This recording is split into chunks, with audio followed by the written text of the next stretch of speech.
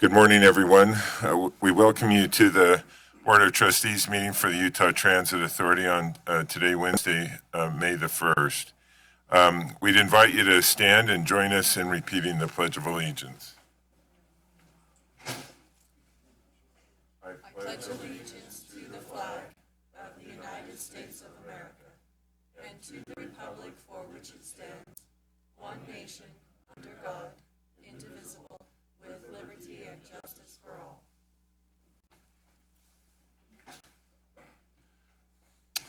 Our first item up will be our Safety First Minute with Sheldon Shaw. Good morning, Chair, Trustees. Appreciate the opportunity, as always, to give the safety message.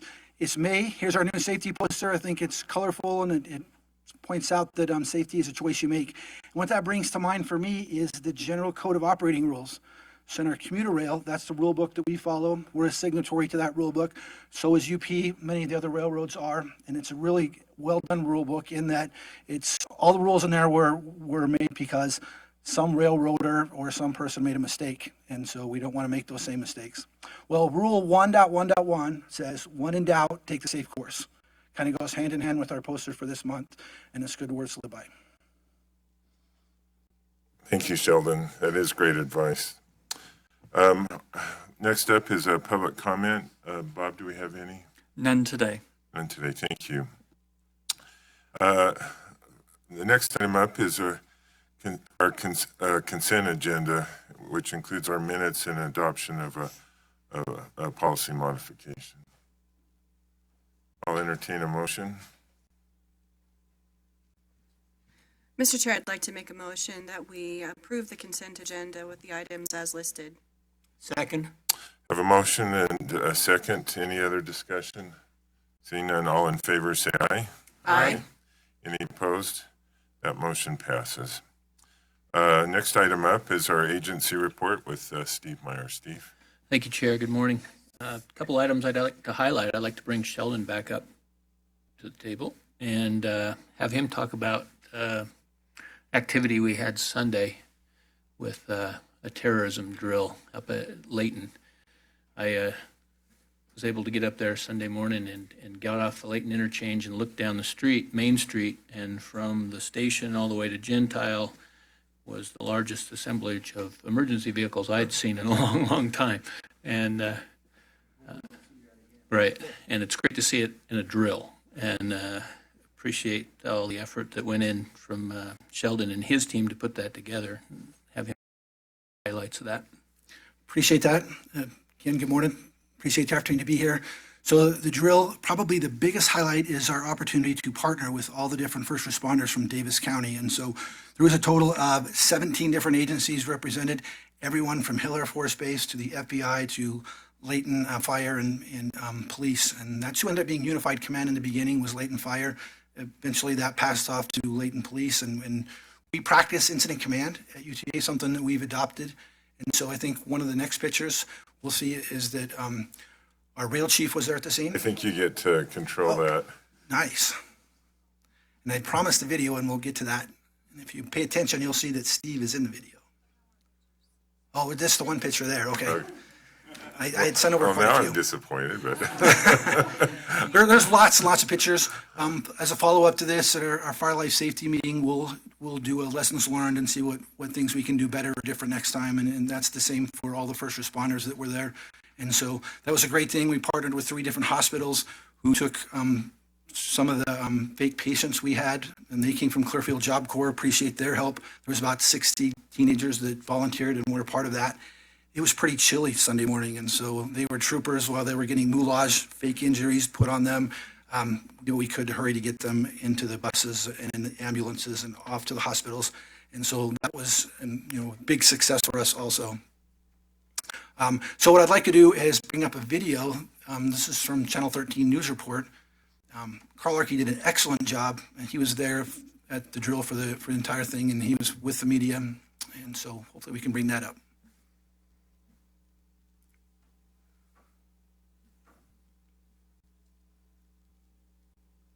Well, thankfully, front-runner trains don't run on Sundays, which gave UTA plenty of time to set up this drill, save as many victims as they could, and send in the bomb squad to deal with the explosives. She's 101 from command. I know he's arm and shoulder. Fire department, if you can hear me, walk towards my voice. This was a simulated terrorist attack. We didn't set off a bomb this year because we're in an area where there's a lot of people around. And we're going to move you off the train. People in Layton might have seen the sirens, but they were behind the crime tape. You able to move? Most of them with no idea the crazy scene going on inside was just a drill. I think they did a great job. Fake actors with fake injuries doing a real serious job. Yeah, I took it dead serious. So no one actually told me what happened, but listening to the people, I gather that it was an explosion. Bleeding from the nose, bleeding from the ears, a bruise, contusion on my arm. You never know when something like this might happen. There was that shooting at the synagogue outside of San Diego yesterday. You don't ever know. You have to be ready.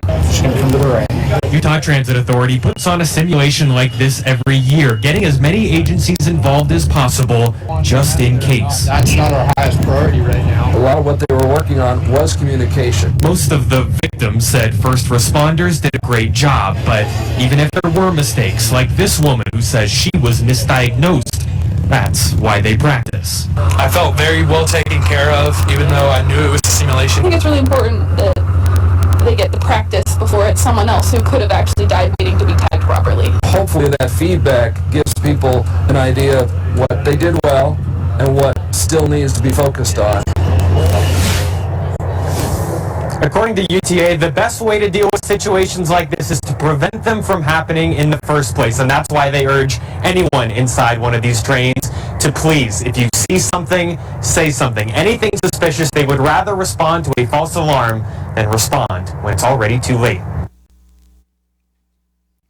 We could give one last shout out to Carl. He had a hat on that said C-Track Stink Train, which is an Operation Lifesaver safety message. And actually, it's been their safety message for the past couple of years, which is great. And in partnership with Operation Lifesaver, the Safety Department has 4 different high schools in Davis and Weber County, and one of them is the Clearfield Job Corps. So Lamont Worthy's not here today, but he does all the presentations for the Clearfield Job Corps driver's ed classes there. One question I have for you, Sheldon. First of all, thank you for your efforts. I know these things take a lot of planning to carry forward, and so you and our police department, I'm sure, had a lot of efforts aligned with that. I got to assume that after the end of the day, you've learned some things and that would, in a future circumstance, should it occur. When do you guys, or when does the group sort of have that feedback and review of things? Do you do it that day? Is it still pending?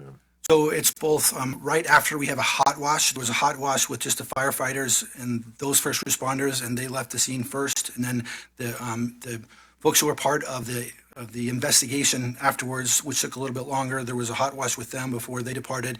And then we will schedule in the near future a review meeting here. It'll be a part of Fire Life Safety. We'll invite representatives from the different organizations that were part of it to come here and talk about how they did with respect to their objectives. There were a bunch of folks that were tagged as graders, and you saw them in blue vests, and they had clipboards, and they were grading the different entities with the goals that they had as part of that drill. Sheldon, I had a question about other agencies all further south along the front-runner system. Do we plan this with other organizations as well? So last year we conducted a similar drill at American Fork. The year before that, we were at Salt Lake Central. We had a meeting yesterday afternoon trying to figure out where we're going next year. So we try to pick different counties and move around. And part of the effort there is we want to partner with all the first responders. And so I talked about it briefly earlier this week, but we trained a total of 114 first responders in March with a train that was sitting in Clearfield on how do you open the emergency windows, what's the emergency shutoffs, what do you do when you show up at the scene, and what do you need to watch out for with our equipment. And so that's a big part of this also, was training those first responders prior. Yeah, so this is a big part of what we do is, train for different eventualities and get the different agencies familiar with our system, how to interact around an active rail corridor when they respond to an event. You can imagine on light rail, they have to be aware of the active wires above and all of that. and then how to get in and out of the vehicles safely. So congratulations to Sheldon and his team. It was a great drill. People really took it seriously, and I think they'll get a lot of good feedback from the observers, and it'll really help. We just have to continue to do this, though. You have turnover in the agencies, you have different groups to deal with, and it's important to continue to sharpen the saw on this issue. So appreciate your work, Sheldon, on that. Thanks for the opportunity. Thank you. The other issue, we prepare for events, and then last Friday we had An event. yeah, so little nature terrorism out there. So Friday we had a microburst hit the area around 33rd South, and it broke one of the high voltage lines on Rocky Mountain Power's line that parallels 33rd South and dropped onto our tracks line, power line. So those lines, that messenger cable, the top wire is under 6,000 pounds of tension, and the lower line that the rail, the train runs against, about 3,000 pounds. So when that snapped, that released that tension all the way down the line, and there was about 2,500 feet of cable damaged, and a lot of those hanger arms that you see there were broken. And so our team, the whole UTA team, came together and dealt with that. We had a power outage at Meadowbrook that took down our call center for a period of time. Our IT group got on that. Bus bridge was enabled between Murray and 21st South.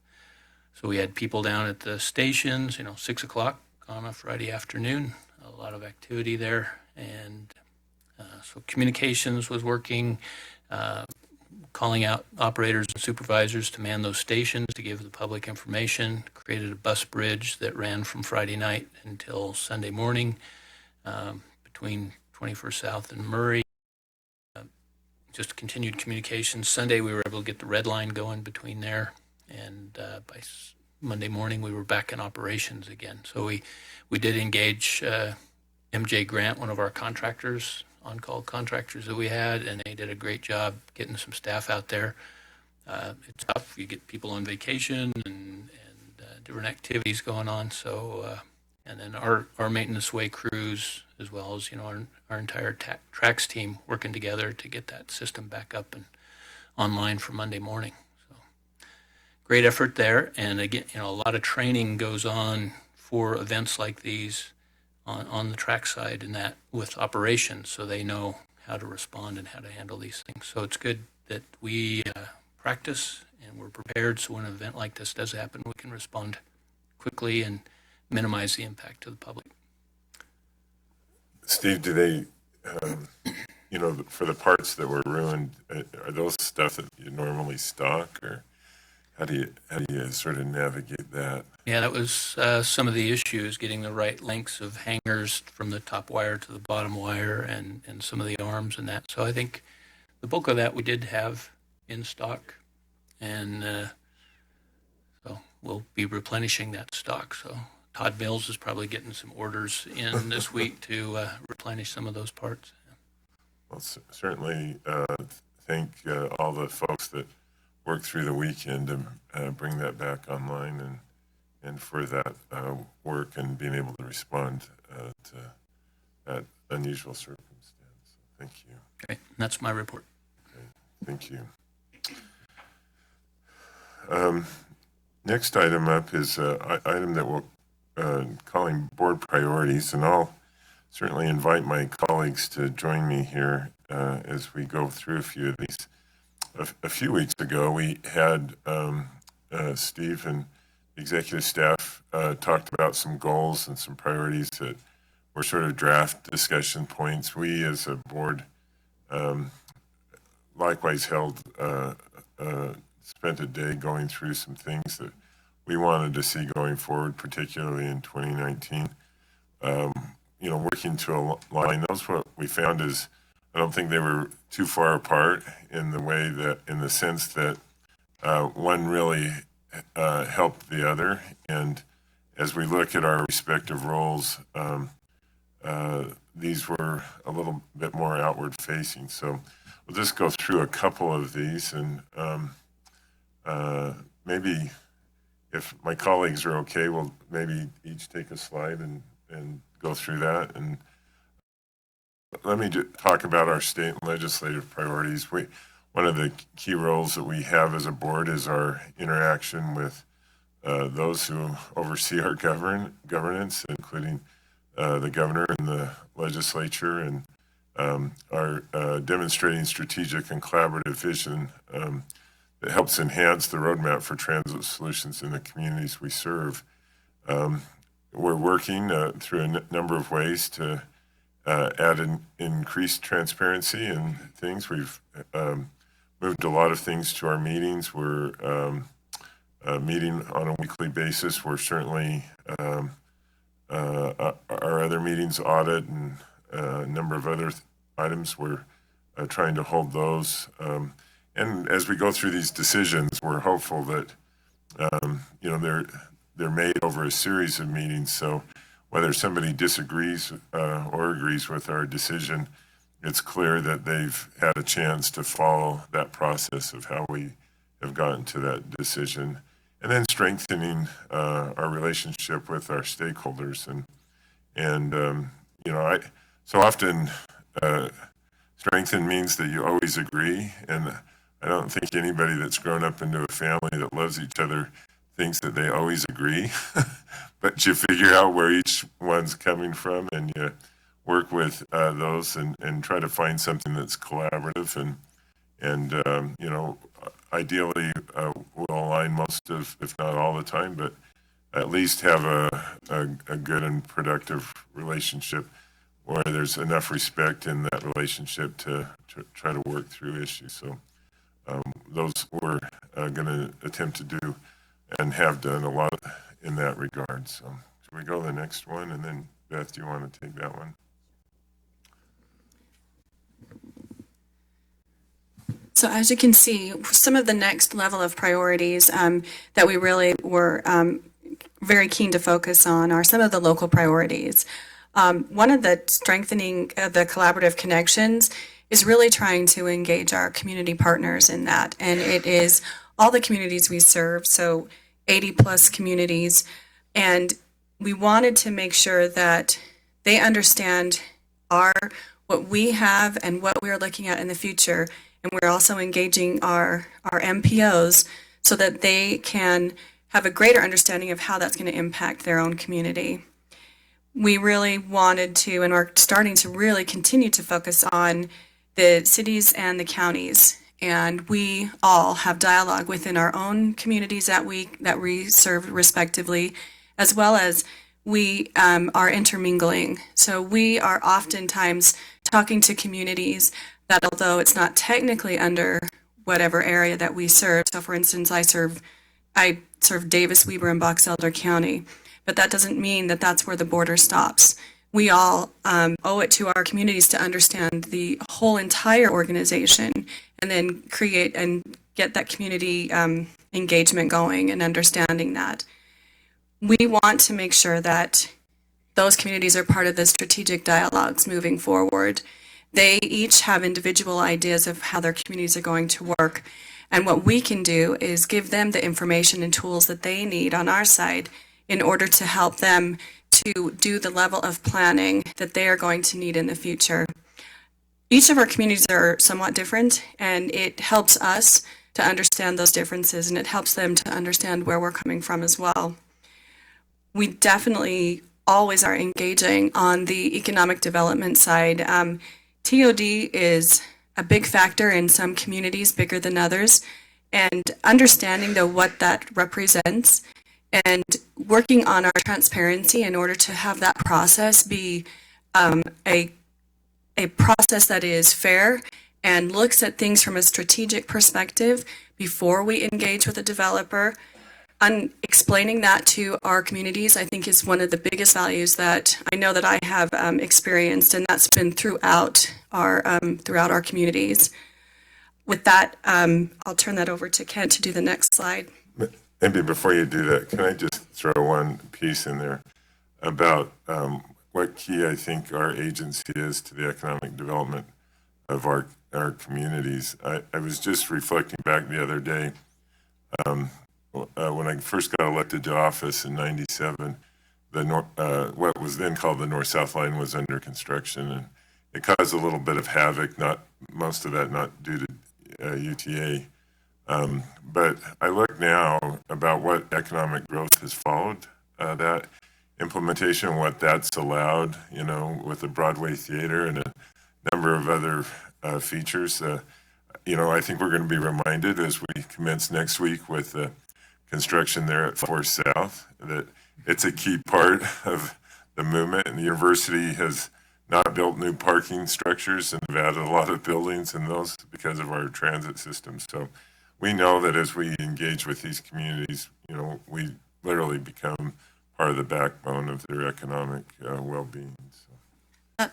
That's very well said. And I think one more thing too, that now that you said that, one of the things that we're looking at in the future is looking at those areas where we've already had an established transit-oriented development of some kind, and what that impact has been from the private sector way after we have completed our portion of that development. I think that that's going to really continue to evolve and help other communities, especially as we deal with some of the housing issues and just moving people in general. We know that transit is a critical part of that, and the economic growth element of that is really helpful for cities to fully understand. And so we really wanted to continue that engagement and enhance it even more.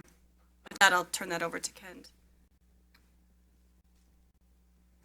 Oh, next slide. Yeah, we got the next slide here. We understand that in addition to being sensitive to the needs of the cities and the legislature and the governor and the government structure, we serve a tremendous amount of people in our district. So we're very concerned about reaching out to them and getting their input in the kind of service that they would like to see us provide. You're probably well aware that we have undertaken this service choices study that has been held in numerous locations the last 2 or 3 months. I attended one in Provo just last evening where there were a number of people coming to make a public comment about the kinds of service choices that we can offer. Do we provide frequent ridership? Do we concentrate on ridership with frequent service in a limited area? Or do we broaden our reach and have less frequent coverage for the community? We had a lot of comment last evening. I was involved there with a number of people in Provo. I've been out to Tooele. My colleagues have been to some of these throughout the other counties. And so we're really interested in being able to reach the public and find out what it is they would like to see as far as the service that we provide. So we're involved in the service choices study. That will go throughout the summer, and then we will begin to see some of the results and summaries from that study later this year. What we're really trying to do is to reach out to our customers and say, tell us what you would like to see. What are we doing right? What are we doing wrong, perhaps? What can we do better? And so we're trying to make sure that the customer actually has a voice and is heard so that we can provide them with the service that they need. And we're actively looking, as it states here, we're actively looking to encourage the public to engage with us and have a dialogue with us so that we can understand how we might be able to improve the services that we provide. So in addition to the government structure, we also want to reach out to our customers and make sure that we're hearing them on the kind of services that we can offer.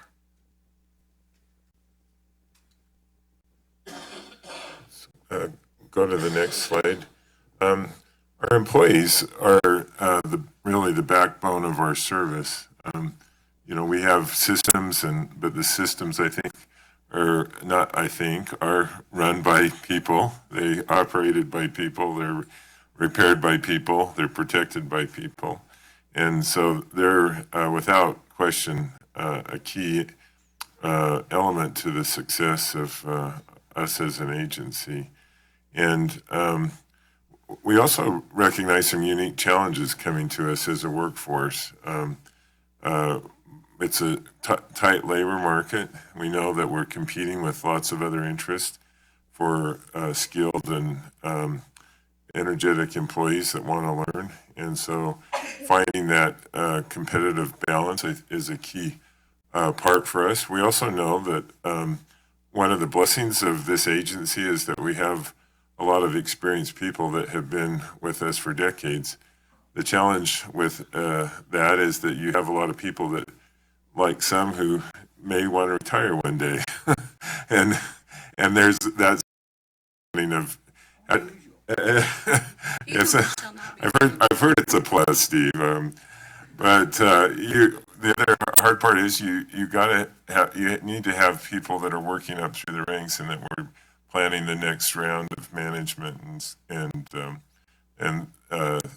thinkers in the process that can step into those roles when those opportunities exist, and making sure, because so much of our system came on about the same time, a lot of those people are in that same window of bracket. And I think working with the executive director and his executives, we need to look at that. We certainly want to work collaboratively with our executive director and the chiefs, and as we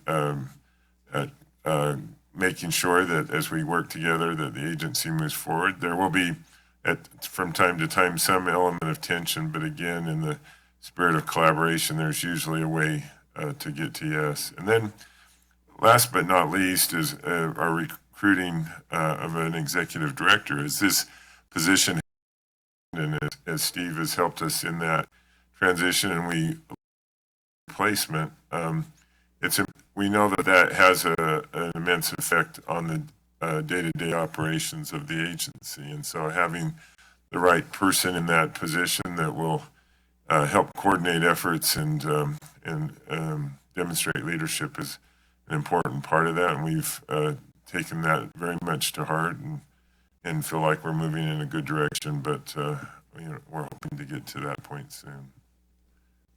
Next slide. Where is that? I think that was it. That was it. Yeah. Any other goals? I'm just kidding. I feel like this is a good start for 2019. Their only goal for me is to actually be here 5 minutes early, so before the next board meeting. Well, we have thrown those out, and we are asking Steve, you and your staff, to give us some feedback if there's any tweaking that you want to recommend, if there's some alignments of the goals that you've been working with, and how those would feed into these. We don't look at these as a limiting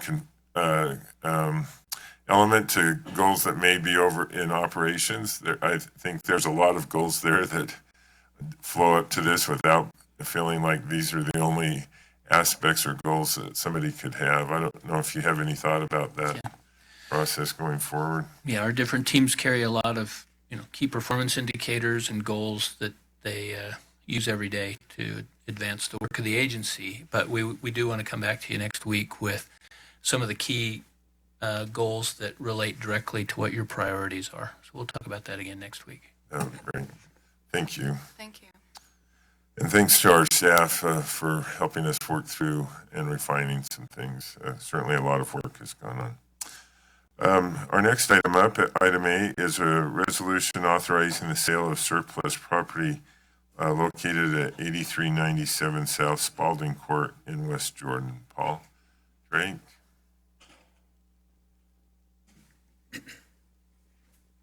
Thank you, Mr. Chair and trustees, for your time. I'm Paul Drake. I'm the Senior Manager of Real Estate and Transit-Oriented Development, and I have with me today Spencer Burgoyne, our Manager of Property Administration. In May of last year, Staff requested and received authorization from the Board of Trustees to surplus a property that was purchased along with the Mid-Jordan tracks right-of-way.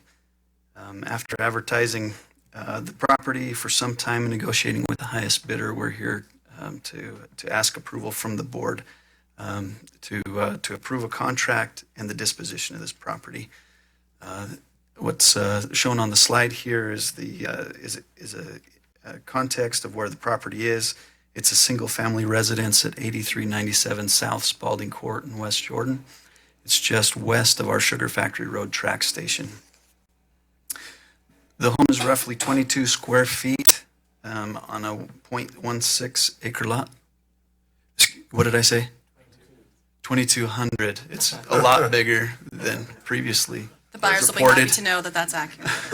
It's 2,200 square feet residence on 0.16 acre lot. The property was purchased in part with federal funds, and that's important because the FTA has repeatedly requested that UTA dispose of this property.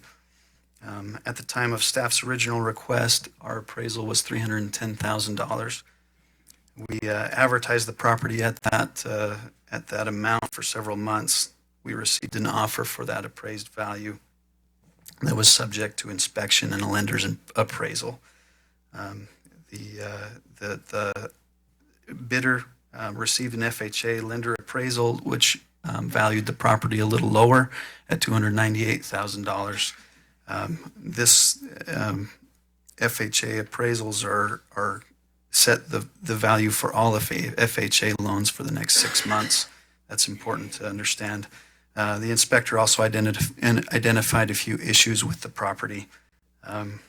So to address the maintenance issues, during our negotiations, the buyer proposed a $4,000 concession, which staff believes is a fair concession. The resulting contract is to sell the home at the FHA appraised value of $298,000 with a $4,000 seller concession. Staff requests that the board authorize the executive director to dispose of the property per the terms of the purchase and sale agreement. Do you have any questions? Paul, what do you have a sense of, and I'm assuming it was part of a larger acquisition, but maybe not. What was the original purchase price? I've got that here. It was $267,553. At the time, it had a 10,000 square foot lot. We cut into the backyard, so it became a 7,000 square foot lot, and put up a 20-foot wall in the backyard that blocks the sun. So we just rented it in the interim, or is it just sat? Yep. Okay. Yep. So we've, at the very least, we've carried any, or covered really any carrying cost, or maybe made some money off it because we sold it for a smaller parcel of land, right? Correct. Yeah. Other questions? So the rental income that was had during this time, how long was that? About We bought it in 2007. an L7, okay. Thanks. Any other questions? Seeing none, I would entertain a motion on this particular resolution. I make a motion that we authorize the sale of the surplus property in West Jordan as described. I'll second. Motion and a second. I'll ask for a roll call. Trustee Millington? Aye. Trustee Holbrook? Aye. Chair Christensen? Aye. It's unanimous. Thank you. All right. Thank you. Thank you. I do have a question. Please. How many of these kinds of properties do we have? Yeah, we have 3 others. We have one called the Blue House on 4 South, next to as you go up the hill towards the university. Mm-hmm. We have one in Orem and one in American Fork. So there's only 3 houses Remaining, yeah, after this one. So after this one. Okay. Yep. Thank you. And where we can, we're looking to see how we can retain what's needed for the transit critical component and then see if we can sell the rest. All right. Thank you. Thank you both. Next item up, contracts and procurements. This one is in regards to UTA's website maintenance and development with Pena Powers and Andrea Packer.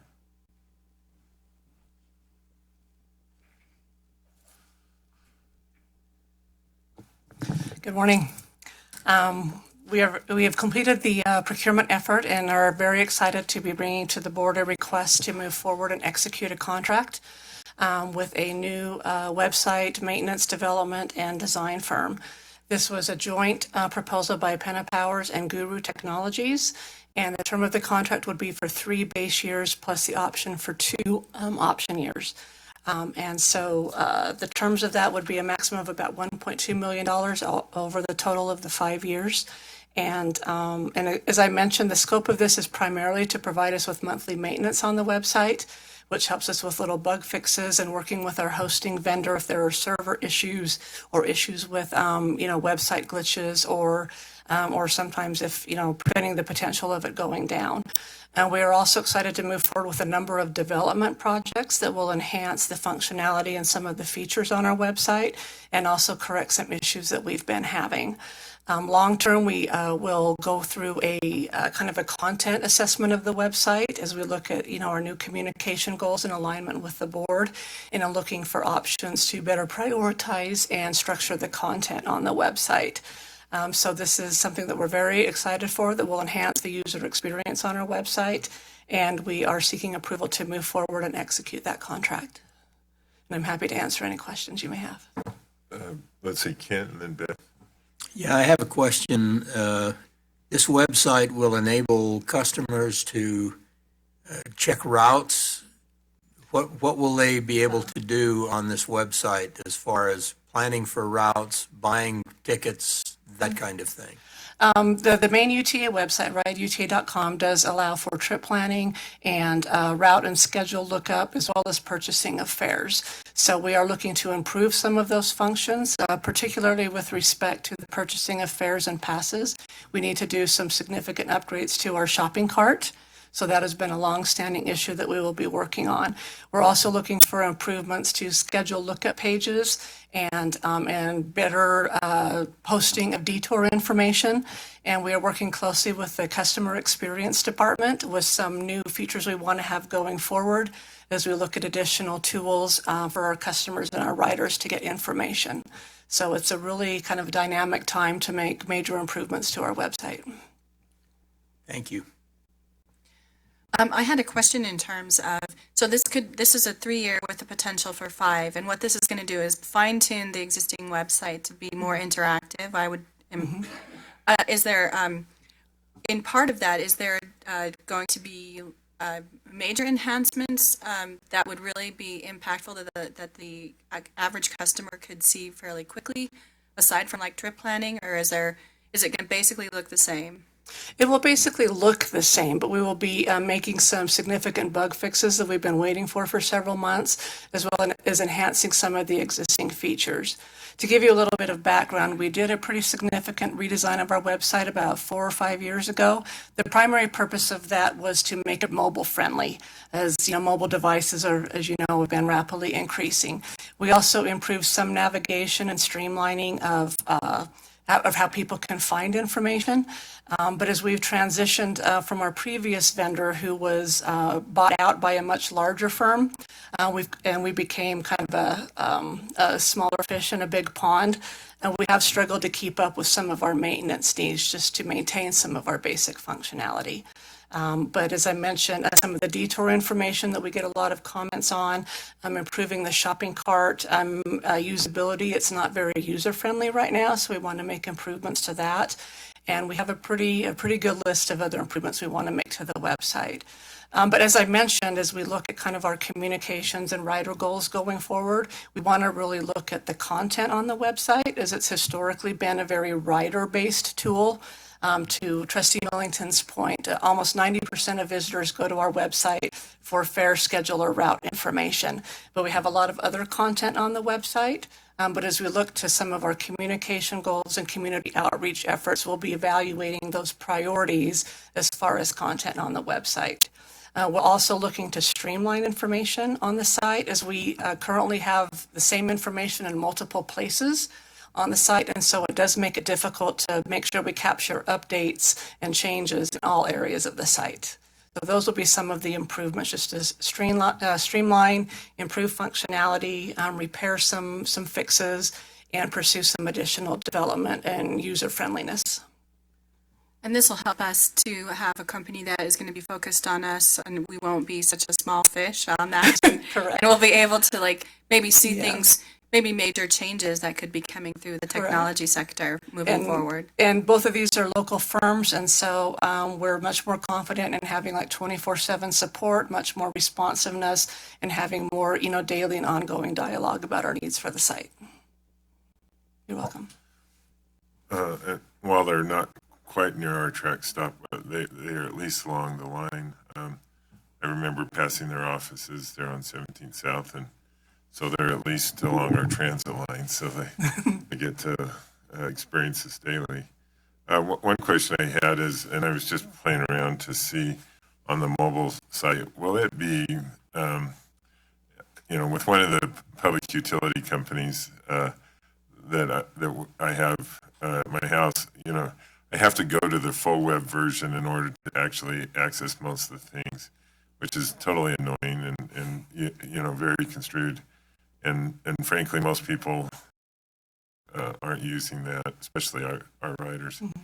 Will the mobile friendly version be almost nearly equal to a full web version of the site? Yes, it's fairly close now, but we do track how people are accessing the website, and I think I'm not sure about this, but I think we're in like the 60% range now in the last couple of years of people accessing the site through a mobile device or a tablet versus a desktop computer. I believe that. Well, good. Well, sounds like this will be a good opportunity for both our communications folks and certainly the agency. Thank you. Any other questions, however? Seeing no questions, I'll entertain a motion on this contract. Mr. Chair, I'd like to make a motion that we grant approval to the UTA website maintenance and development contract with Penn and Powers as presented. Second. Have a motion and a second to approve the contract. We'll ask for a roll call. Trustee Holbrook. Aye. Trustee Millington. Aye. Chair Christensen. Aye. It's unanimous. Thank you. Thank you. Next item up, B, is change orders on-call maintenance contract task order number 75, rail replacement with Stacy and Witbeck. Eddie? Good morning. I have Dave Hancock with me. Dave is the Director of Asset Management, and he'll be here to help me answer any questions you may have. This task order is for the replacement of 5 curves on our commuter rail line at Lehigh, South Jordan, Jordan Narrows, 200 South in Salt Lake City, and Ogden. And this is part of our 3-year on-call maintenance contract. The total change order for this particular task order is $547,555.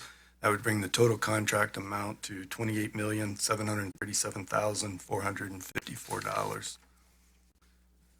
This task order supports our 2019 State of Good Repair Plan, and if I may, just a little bit of background.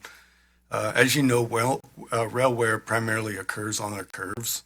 To determine areas requiring replacement, we conduct an annual geometry test that measures the wear on every curve in our system. Once wear has reached a certain point, it gets put on the list for replacement. And at this time, the locations that I've already mentioned are at the top of the list. This task order price includes the cost to procure, weld, and replace these portions of worn rail with the new premium rail.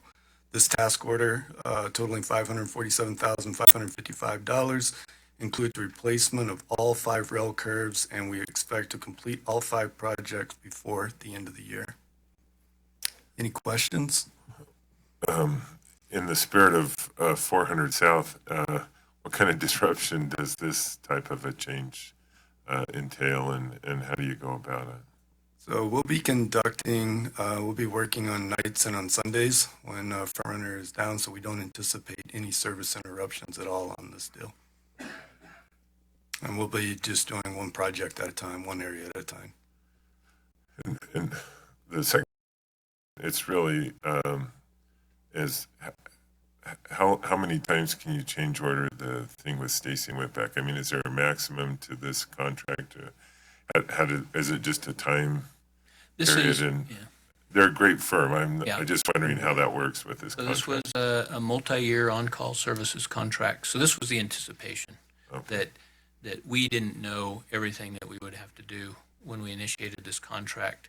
So it's specifically set up this way so that every time we identify a project that we can't fulfill with our own forces, we have the ability to use their expertise of them and their subcontractors to do this work. So supplements our forces so that, when we peak load this, typically during the summers, during the construction season, we're not adding manpower that doesn't get used year-round with Sure. UTA staff, and we use the contractor and their expertise. They bring in the people that they need to bring in to. Is there a maximum? Is there a I point where you don't believe can't we use- had a maximum on this. So it's a 3-year contract. So it's a time more So So time it's based. time-based, and so it's a 3-year contract. That contract, the 3-year period would be up in December of 2019, this year. Okay. But I do believe there are some options. There's 2 1-year options with that contract. To extend it. Okay. Other questions, however?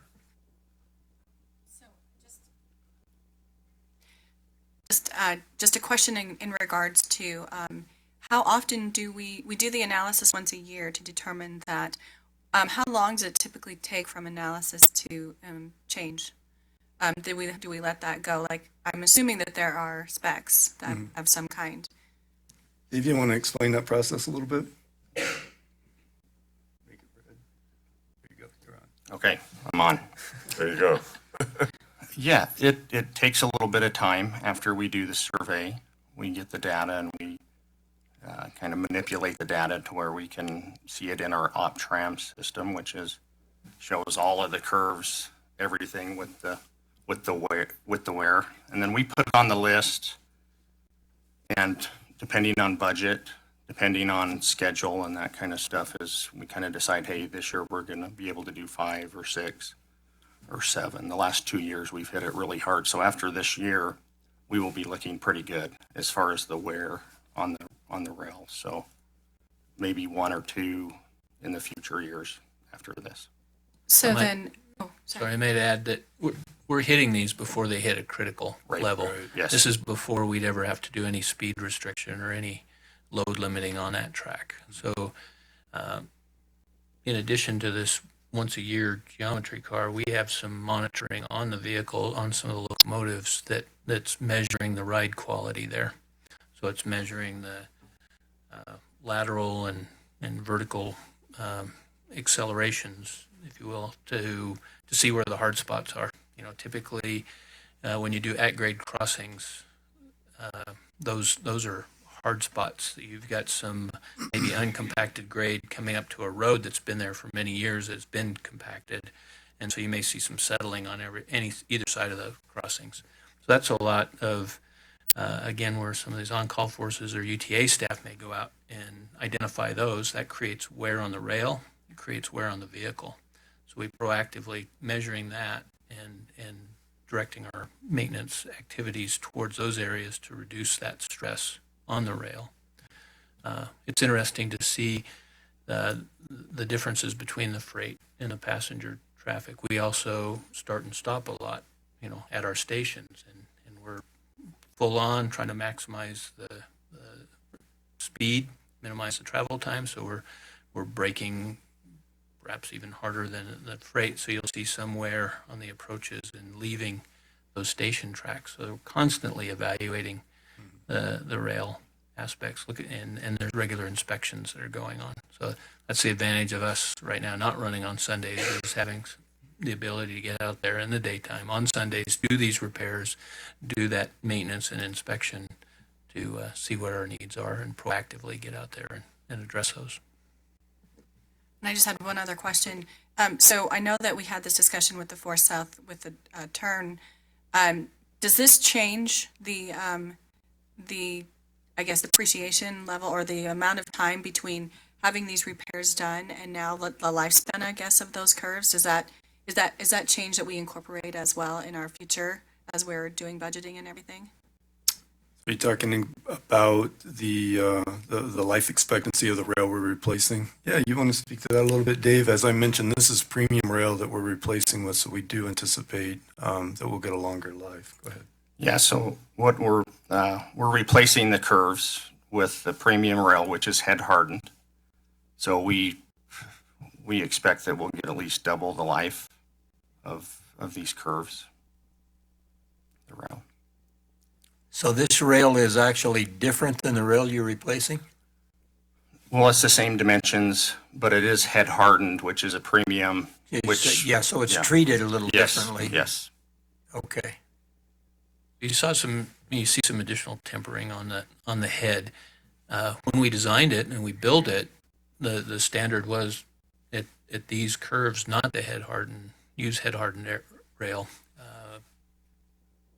Through Grant Tower, this area just north of us, where there are very tight curves, those and a certain degree of curvature, the industry standard said head hardened. So what we're seeing though is some of this increased wear, and we think doing a value analysis, putting the head hardened in here will give us additional value. So we'll get the value out of this. Spending a little more for this rail, we'll get an extended life and less future maintenance on that. Yeah, and additionally, we've added rail lubricators at a lot of these curves that we're seeing that we've had, the wear at, and so that will help as well.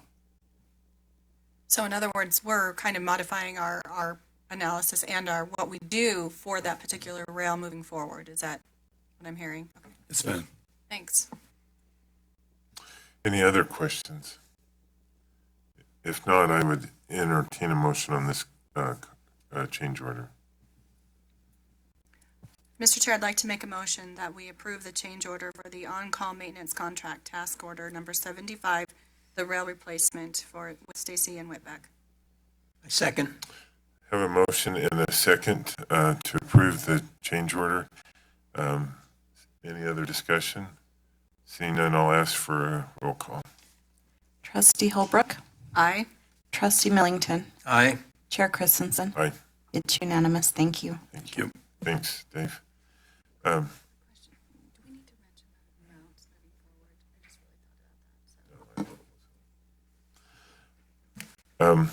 Next item is disbursements for Siemens Mobility, and Bob, you changed chairs. I did, yes. So this is a requirement for any check over $200,000 that the board hasn't previously given us authorization for, things like utility bills and payment of employee benefits and amounts that have been withheld from employees' paychecks, those sorts of things.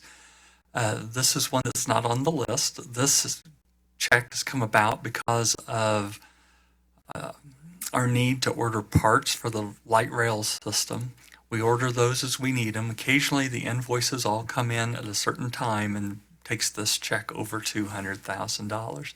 So this is the Siemens. It's about $227,000, and we're asking your approval to issue the check. And we obviously have checks over $200,000, but they're usually associated with the contract, correct? And, right. Also, and contracts. so those have been approved through the contract Certainly. process. Yes, right? thank you. Okay. So these are just singular items that are more off the shelf type of.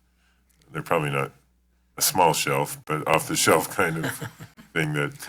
Right. So we're looking ahead. Necessarily have a contract for. Yeah, we're looking ahead to work that might need to be done on the light rail cars, and so we order these parts into the inventory system, and then they get dispersed as the work is accomplished. Okay. Any other questions? I move approval of this disbursement to Siemens Mobility. Second. Have a motion and a second. Ask for a roll call. Trustee Millington. Aye.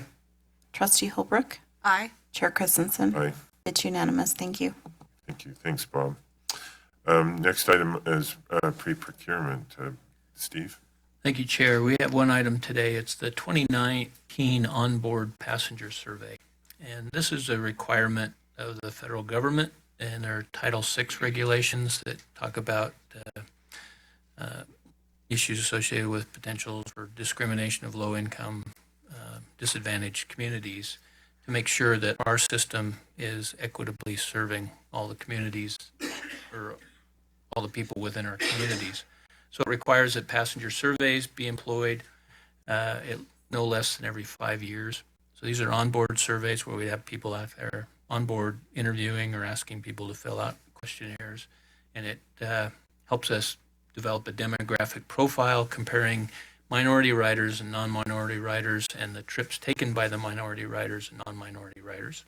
And that demographic information also talks about fare usage as well. And so it helps us assist us in our determination of fare equity. So it's time to get that going, and so we want to get started on that procurement, and you'd see that contract when it comes back. We anticipate a value of about $500,000. Okay. Just a quick please, Beth. Steve, how long does this survey typically take, and then how long does it take for the results to come out? How long? Several months. Yeah, we typically, I've actually done some of those myself. I took advantage the last time we did them and rode with an operator and did some interviews, and it's just very helpful to take that sampling. We anticipate getting started in the next few months and then probably having the results at the beginning of 2020. So it takes about 3 months to get it out, depending on the contractor. And are they I mean, do you anticipate, are they specialty firms that just sort of do these type onboard surveys for the communication agents? No, it's specialty firms. Not so much that they do onboard surveys, but they actually do survey information and kind of qualitative surveys. So there's firms that have done these kind of market data, market segment data, and rider profiles or market profiles. But I guess anybody could technically bid on it as long as they could demonstrate qualifications, right? Qualifications, correct. Yeah. Okay, great. Thank you. Anything else, Steve, or is that No, it? that's it. Thank you. Next items up are our discussion items and our budget amendment process. Bob? Thank you. One of the things you'll notice we get looking at these schedules, these are draft, and this is the reason you don't let your CFO do process maps. So just remember that as we head into this. So first we're going to look at two things. We're going to look at what the initial budget process looks like for adopting the annual budget. We'll look at capital, we'll look at operating, and then we'll talk about the amendment process because those look different. And we'll just get started here with the capital. The thing I also want to mention about this, we haven't shown necessarily the other processes that are going on. So you've seen process planning. Planning has a process that comes up with items that could affect capital as well as operating. And that also happens on the capital side. There's a separate process there that you've seen that feeds the budget preparation process and the amendment process. So the way to look at this, green boxes are staff. The orange or looks almost reddish here boxes are you. And then the blue boxes are the advisory council and where we think each of us have a part to play in how we prepare a budget and then how we amend it. So on the capital preparation, you'll see we start with, again, it's not shown, the planning and the capital processes feeding lots of information into this big funnel that ends up being our capital budget process. Then the executives take a look at those. We'll look at those individually. We look at those from our area. Then the ones that we feel need to go forward, we make sure we have enough information, can evaluate that. Then the executive team reviews it. And at that point, we come up with a draft 5-year capital request list. Then we look at the board and say, what's your priorities? You know, you talked about that a little bit earlier today. What are your priorities? We take that information and then use that to develop a 5-year capital plan. Now at this point, it's not a funded 5-year capital plan, it's the capital plan. Then we go to the public process, council, and then with you to say, okay, here's all the plans that we have. what things do we feel need to be funded? What are our priorities again? How do we see that as the board and the advisory council?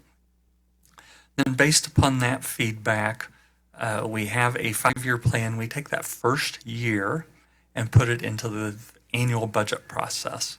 So it feeds the tentative budget. From there, we go again to the public. We receive public comment. Can I ask a question? Just to give me a time frame, the 5-year capital plan development, when does that happen during the year? We're in the process right now of working on that. The goal is to have that ready fairly early in the process so we can look at those sooner rather than later. Okay, thank you. So then after you've seen the tentative budget, then we go through the required public comment period.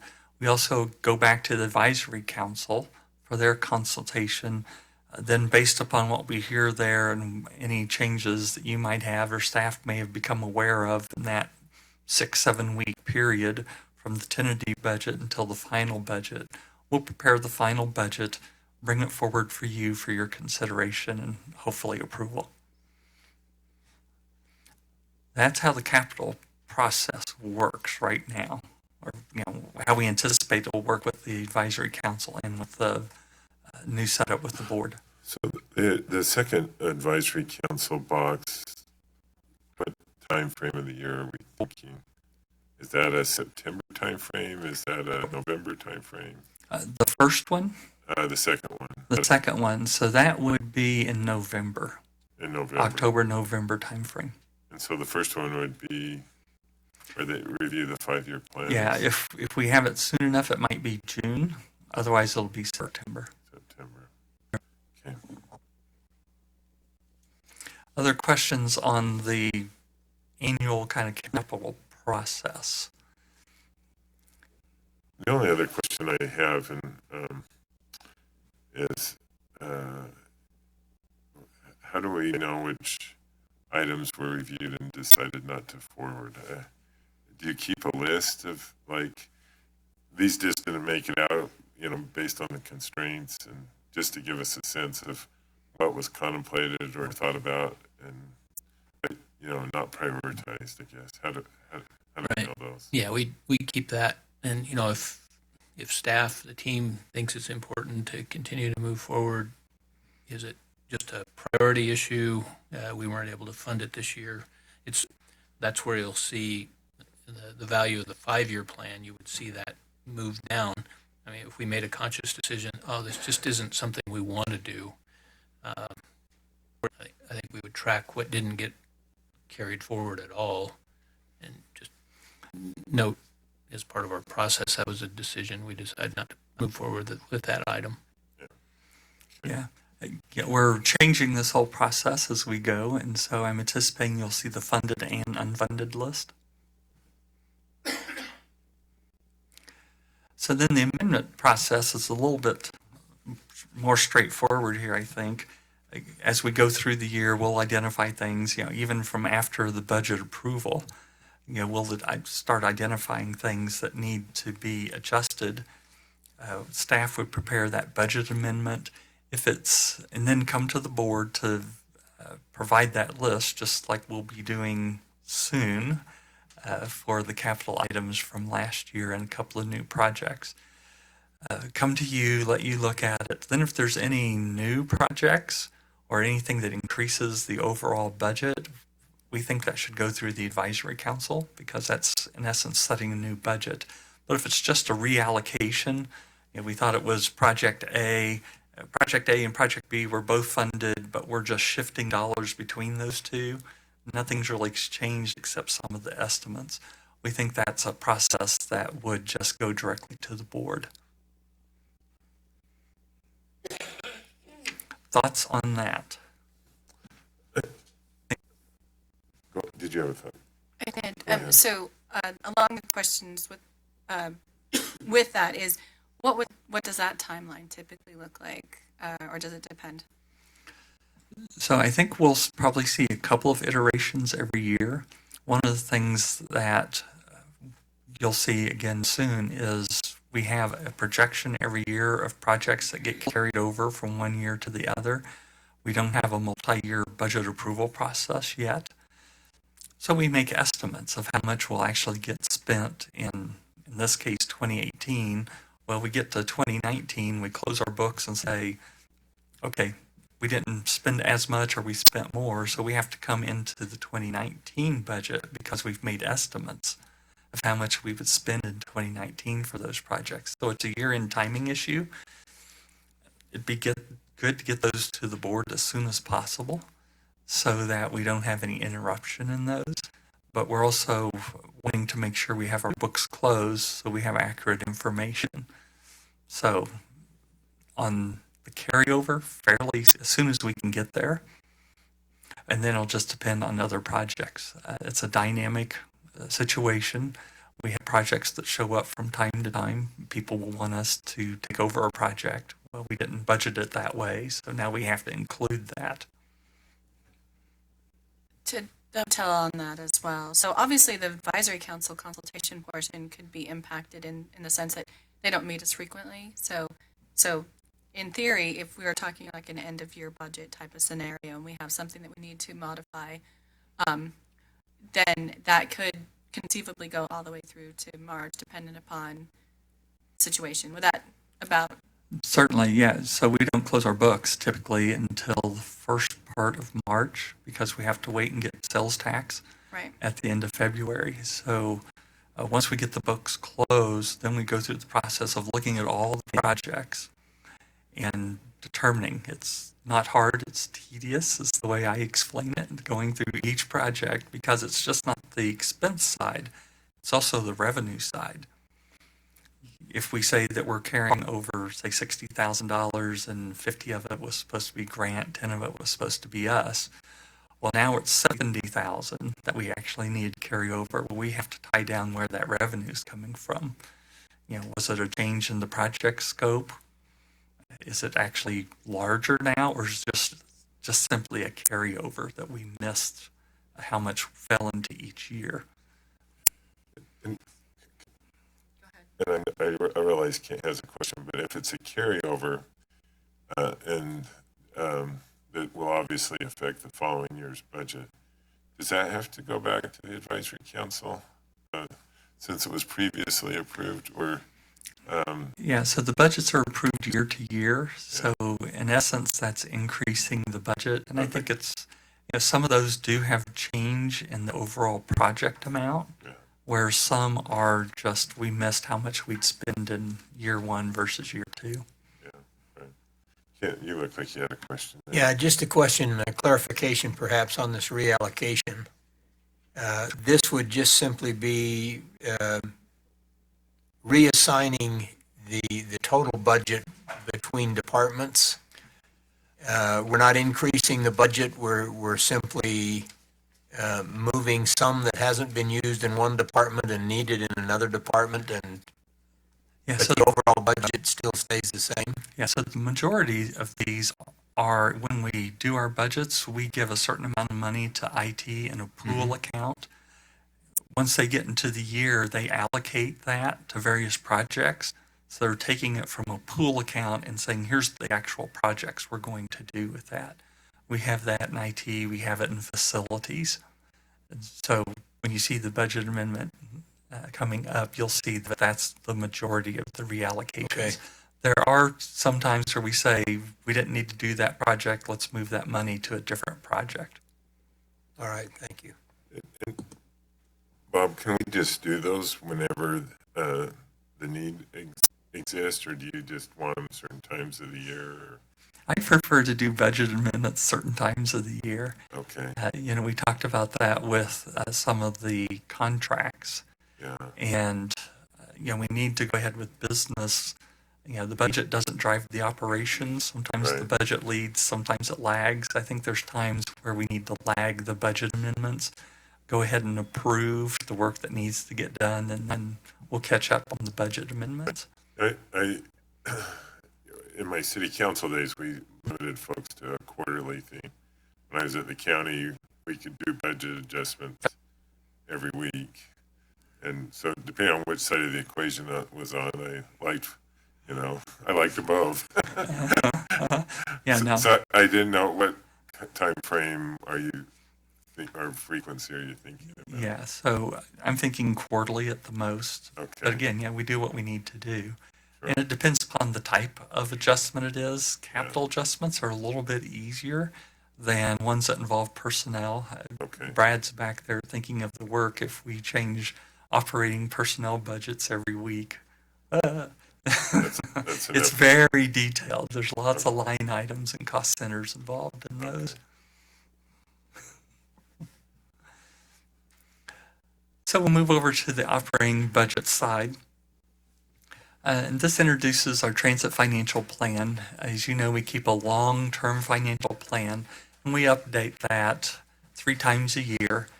Once the budget's approved, we go in and update it. Before we begin budget work, we look at it again, and then before we provide you a tentative budget, we look at it again to make sure that we've taken into account anything that's changed, and we look at adjustments we may have to make sure that we're keeping that long-term forecast balanced. So that's one of the first things that happens. It's kind of behind the scenes. And then again, you establish your priorities, just like you talked about today. That probably ought to just say priorities and scratch out capital. So the board establishes its priorities. Then we bring in the service planning and the other changes that have come through. Could even come through capital. Capital can affect operations. And so we take those into account. Once we have that, we provide direction. The executive director provides direction to staff on how to prepare the operating budget. That typically comes out around the first part of July. And the preparation happens in July and August. Once the departments provide the information back, the executive team takes a look at all that information and makes any adjustments we feel like we need to make, any choices to make sure we're aligning with priorities and that we're staying within the amount of money for long term. We'll still be financially sustainable. And that's how we prepared the tentative budget. It comes to you to look at. You approve that. At that point, it begins the public process. That also includes the advisory council looking at that. Any changes then go into the final budget, and that comes back to the board for your consideration and approval. And what do you see as the time frame of the review, the board reviews and approves of the tentative budget? So we have provided the tentative budget to the board usually in early October. And that gives the board from early October until the final budget to decide what changes. And that's about a 2-month period. Is it possible, and we've chatted about this a little bit, as we review individual business unit budgets, is it conceivably possible to review those in September and then release the tentative budget in October for comment? Sure. So one of the things we'd have to do there is shorten the time period or just the time period for departments to get information in so that the executive team can look at it. And I think once that's happened, then we could provide that. I've thought a little bit about your request there. I think you'd probably want one for rail, you'd want one for bus, you'd want one for special services. I think it depends on the level you want to discuss. If you want to talk about that at a higher level and talk about direction and perhaps hear from us what different initiatives we are proposing and weigh in on those to influence then what's in the tentative budget, we could even have that sooner. Probably not talking specific dollars, but a more of a philosophical discussion that would then influence and be reflected in a tentative budget. Yeah, I think where I was thinking is more as you get into the numbers. Okay. And I could see, if you had a rail, it would be, bus is maybe an easier example. You might have a week where you're looking at bus, but I think it would be helpful for us to understand, by operating unit, Ogden and Temp and, Central or, whatever that breakout is. And I mean, they're maybe 10 or 20-minute presentations at the most. But it gives us a chance to understand how those actual particular operations are going. I don't know how my colleagues feel. Maybe that's too much in the weeds, but we don't always know what what challenges a particular unit might be having. Sure, and I think you'd want to understand the drivers. So obviously the personnel cost and what's driving that, and then fuel, sometimes utilities. There's the big ones that we can talk about, and then we could probably talk about the changes and maybe even challenges. Well, and I would agree with that. Some of the things that I know that we learned when we initially went through tours of the business units is, some bus years work better than others, for instance, and those can impact the budget as well. So I think understanding all of that dynamic, I think is going to be really valuable for us moving forward. So. Yeah, I'll agree to almost anything since Eddie will be doing that work. Eddie waved his hand. He says he likes yes. thrilled with you, Bob. So then the operating budget amendment approval process, again, a little more simplified, very similar to the capital. We identify things throughout the year that happen. Grant may come up, or we have to adjust for some event. Then we'd prepare the budget amendment. Again, if it's just a reallocation such that we're moving one head count from accounting to accounts payable, within two cost centers, I'm not sure that that's something that would need to really, it doesn't really change the budget, it's just how we're moving money within particular departments. But then if there's a change in the function or the purpose or the total budget, we felt like that would be something appropriate to go to the advisory council, because that seems to be a basic change again in how the money was allocated. And then both of those would come to the board for review and approval. And the frequency could be quarterly, or yeah, just if when there's needed? operating budget amendments, will probably be fewer than capital, I think, because that's pretty standard. Our operations are pretty well set. It'd just be things on the margins that could happen, but probably less frequent. Okay.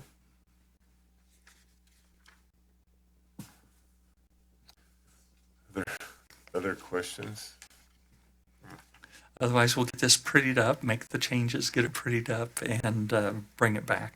So the process to bring it back, does that go to the advisory council? I mean, is this one of those processes, or it's just a self-decision? Yeah, my understanding is we're taking it to the advisory council, and then it would come back to you.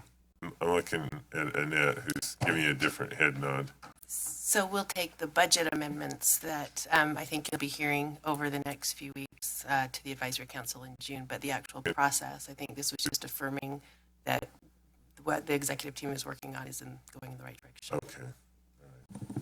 So I think this is a great direction, and certainly brings clarity to the process. And so, yeah, thank you, Bob. Yeah. I think this will be helpful for the advisory council as well. So. Our next item up for discussion is Spike 150. I keep thinking it's another month away or two, and I kept looking at the calendar this week, and I'm like, no, it can't be next week. So, and as I posted something from our Facebook thing about our reconstruction, and some folks have said, well, they laid, I don't know how many miles in 10 hours. Why is this taking? Yeah, so they did, I hear this. Yeah. When we were building Frontrunner, it was 40 miles from Salt Lake to Ogden, and they said, well, it should take you a week because they laid 10 miles a day. Isn't your technology better? Yeah. But if you read the books, the history about it, as soon as they got done, they were really motivated to get done as fast as they could because they got sections of land adjacent to every mile that they laid. And they immediately began rebuilding it Afterwards. Yeah.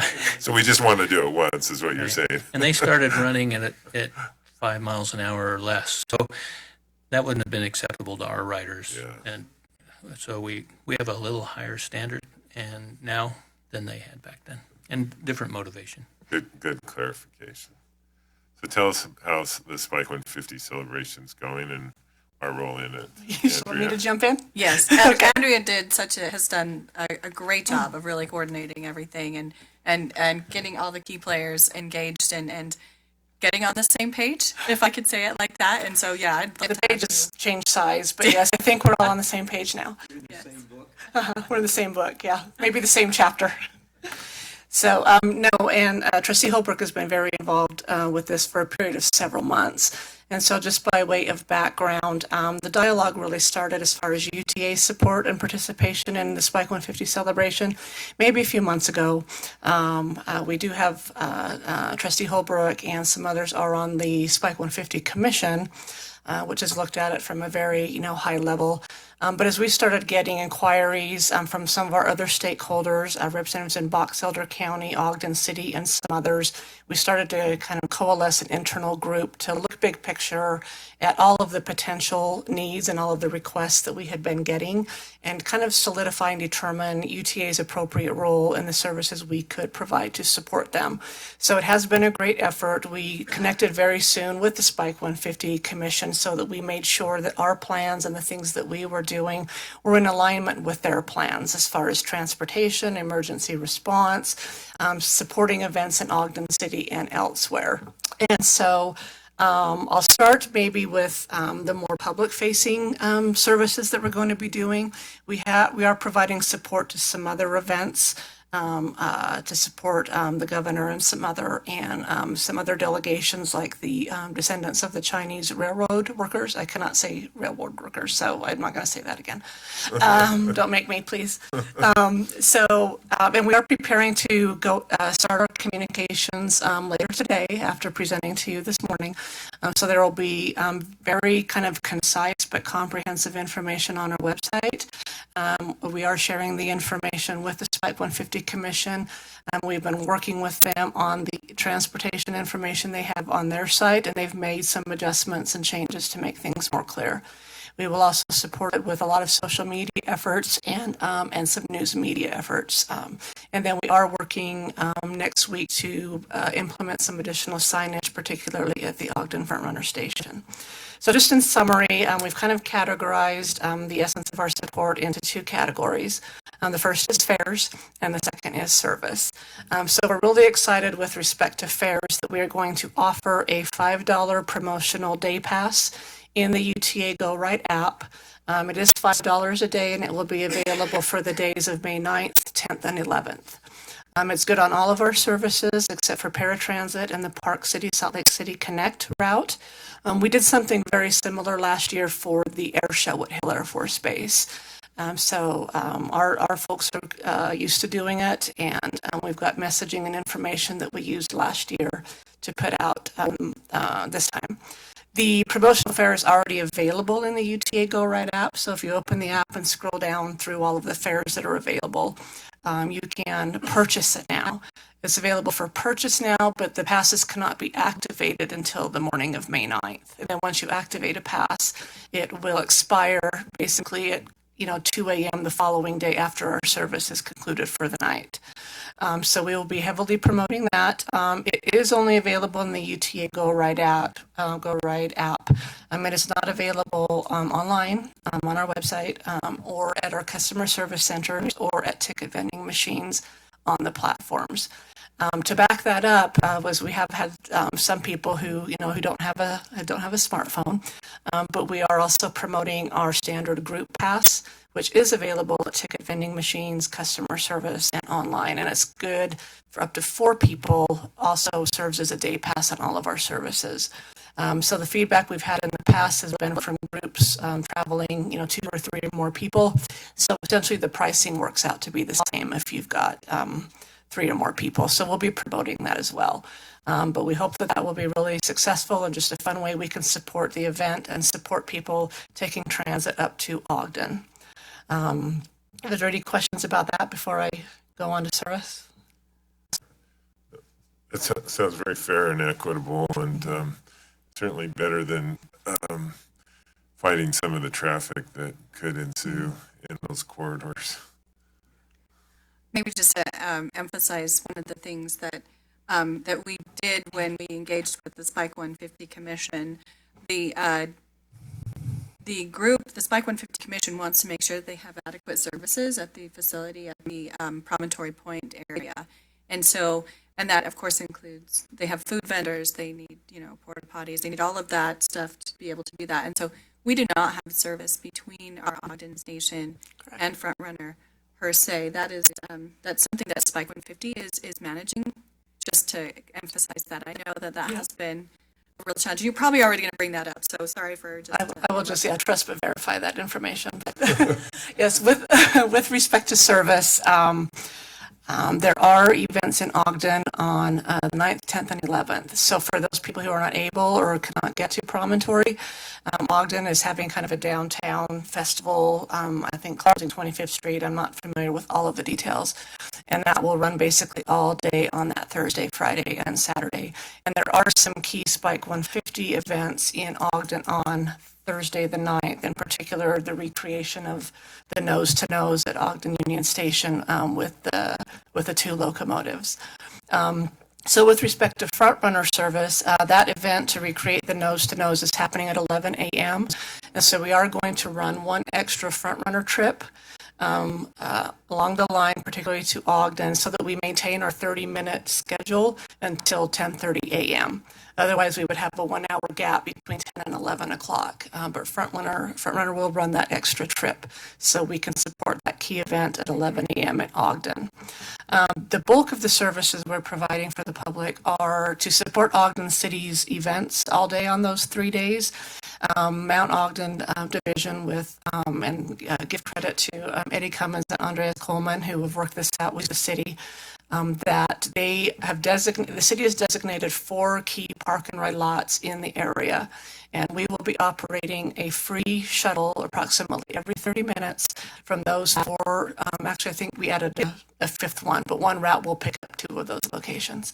So we'll be running shuttles from those 4 locations into, the downtown Ogden area, in the area of Union Station, so people can get to those festivities that the city is planning in Ogden. So that is the essence of kind of the public services that we're doing. As Trustee Holbrook mentioned, we are trying to make it very clear that there will be no UTA services from Ogden to Promontory.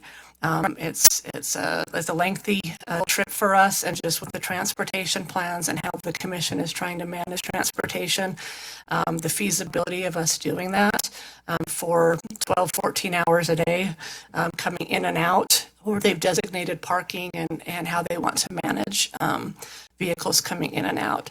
There are some private charters that will be going up there, so there was initially some confusion on the Spike 150 website about that, and we heard a little bit of feedback that those are those UTA shuttles. So we've worked with Spike 150 to clarify that language, and we are going to make it very clear on our website and our communications that there will not be UTA service to Promontory at any time during the festivities. So that kind of summarizes, the very, public-facing services and fairs that we'll be promoting, and we'll be doing a big push of communications over the coming 9 days until that happens. So I'm happy to answer any additional questions. I just, this is maybe more anecdotal. When the Spike 150 folks gave us some dates, and, like a good family member, sent it out to my family and said, here's some dates you might want to keep in mind and early deadlines. And I didn't hear anything, so I didn't worry about it. And then weeks afterwards, they said, well, Uncle Carlton, what about? And I have this feeling like there's a large group of folks out there who sort of procrastinated this day of planning and will desperately try to figure this out at the last minute. And so I worry a little bit. I'm glad you're clarifying sort of where we're able to help and where we're not. I think for our sake that'll be helpful, but I'm hopeful that they do a very strong public outreach, because I think there will be still a lot of ambiguity and a lot of folks that sadly won't realize what the distance is between Promontory and Ogden, that's not that 2 blocks over from Ogden City Station or Correct. something like that. And we are preparing, we have briefed customer service on the services we're providing and some of these messages and trying to anticipate some of those questions. And we are referring people to the Spike 150. If you go spike150.org/FAQS, the bulk of their information about transportation, other shuttle services and how people register their vehicle, et cetera, are on that page. And so we will focus on answering questions about our services and then refer people to the Spike 150 page if they have questions about other transportation alternatives. Okay, great. Thank you. Any other questions? Thanks for that update, Andrea. You're welcome. I think you're up next, maybe with Nicole, and Invite a couple others to join us as well. That would be great.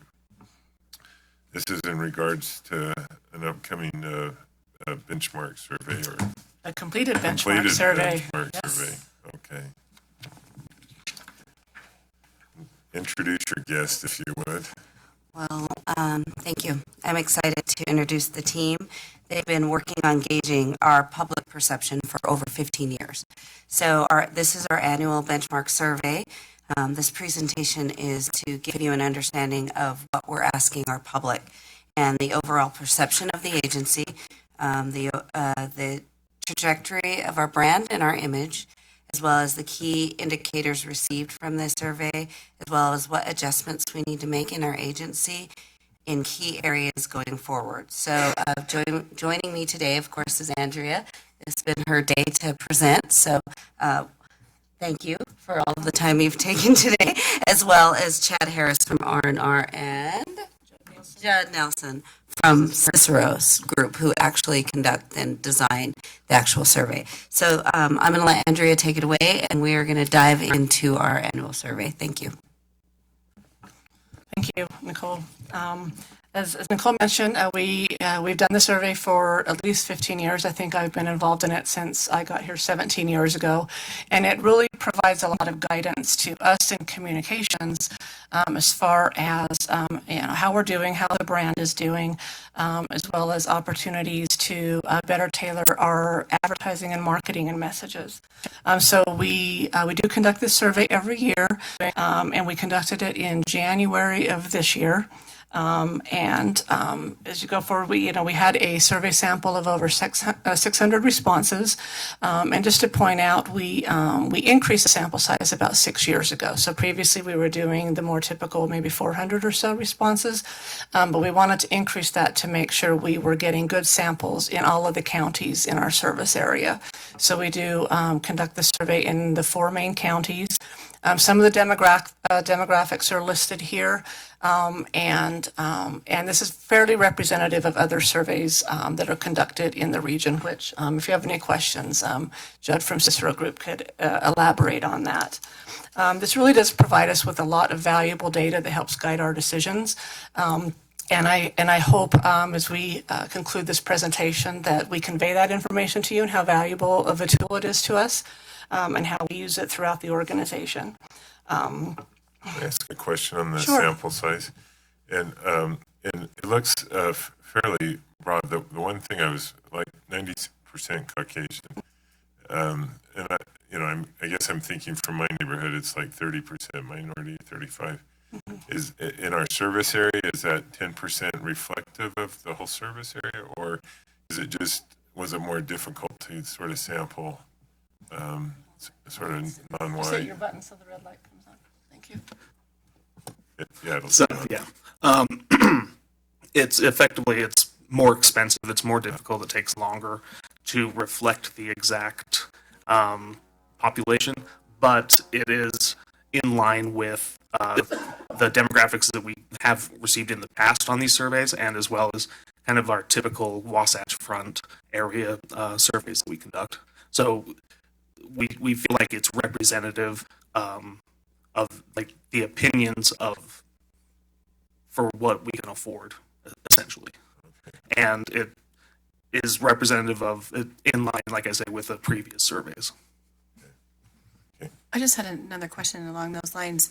I know it's within our 4 counties, but do you take samples from every point within that county? In other words, east, west, north, south? Are we getting that? Yeah. So what we do is we call general population. It's basically randomized white pages, essentially, telephone numbers, and we also use cell phones and online so that we reach as many people as we can. And just one quick comment as to the use for us as we're planning your messaging to the community. This is the insights that tell us what the public perception is of UTA and allows us to adjust the knobs, if you will, of what particular services or highlights or features we may want to go communicate to the public based on their needs. We've observed over the surveys that sometimes what we're hearing about in the news or what we're seeing being discussed in the legislature does not always represent what the general public is seeing or feeling about the UTA brand or the UTA service. So this survey gives us an outside-in perspective of what the general public feels and perceives about UTA today.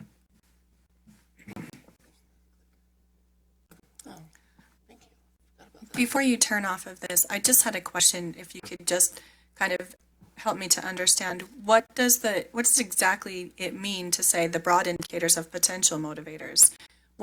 How do you determine that? How do you determine what a potential motivator is, and how broad does it get? Is it, I don't have any service in my area, or is it something, how does that work? If you can tolerate a little bit of suspense, I think we'll get there in a few slides. Yeah, just I'm encouraged by your enthusiasm, Trustee Holbrook.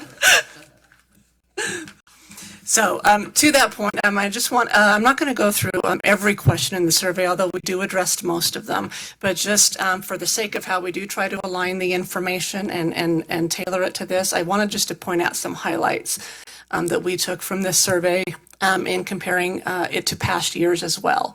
And the questions we'll go through, I do provide a 4-year historical view of these questions so we can see some of the more recent trends. But overall, we just want to emphasize that in addition to being a very good source of information for us and a good data point to guide us, the survey does demonstrate that UTA's image and reputation is in very positive territory. We do, and it's kind of fundamental to our communications and our branding and our marketing, that we want to maintain a strong base of public support in the entire community, in addition to our riders and those who use our system. But we are encouraged that over time we have seen that we are in positive territory. There are always areas for improvement, and that's why we do the survey as well, so we can adjust the knobs, as Chad mentioned, and tailor our messaging and more to what's going on in the organization and how our services can best serve our riders in the community. As we mentioned, the survey also gets a very high-level perception of our services, and those, again, have been very, very strong and sustaining over time. And again, this is the general public, so whether they ride or not, we're still testing the community about how much they value their transit system and how much they support having these services in the community.